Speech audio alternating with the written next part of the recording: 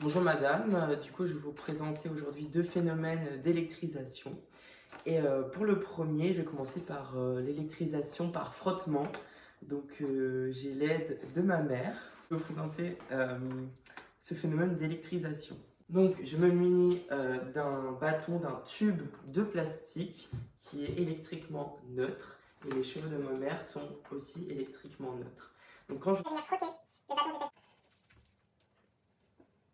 On voit que tes cheveux sont attirés par, ils vont venir coller le tube de plastique.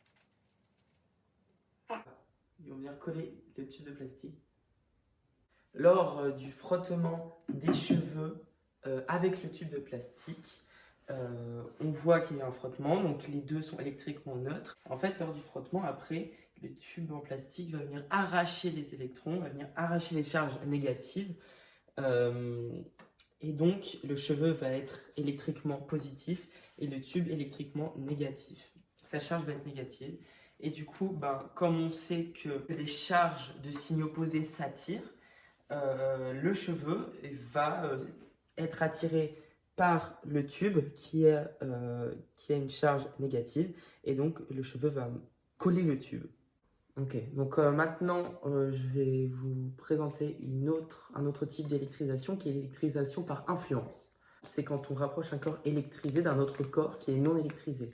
Donc là je vais rapprocher ce tube de plastique qui va être électrisé avec cette petite feuille d'aluminium qui est non électrisée, qui est électriquement neutre. Maintenant que c'est chargé,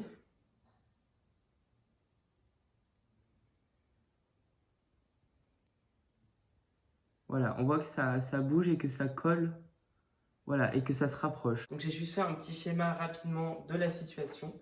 Donc ici, c'est une pendule neutre. Ici, on voit qu'il y a un excès de particules négatives d'électrons. Donc c'est un objet, un corps électriquement négatif, et donc qui va rapprocher le morceau d'aluminium. Donc c'est un effet à distance. Si on éloigne l'objet électrisé, l'effet cesse.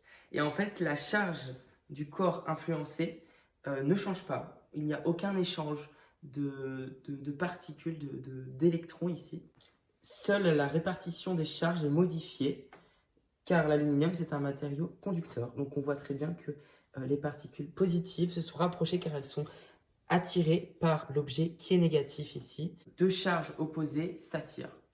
Voilà, donc il y a eu un mouvement, on a vu, et ça a voulu se rapprocher, et l'aluminium a collé un moment le tube en plastique. Voilà, merci à vous d'avoir regardé ma vidéo.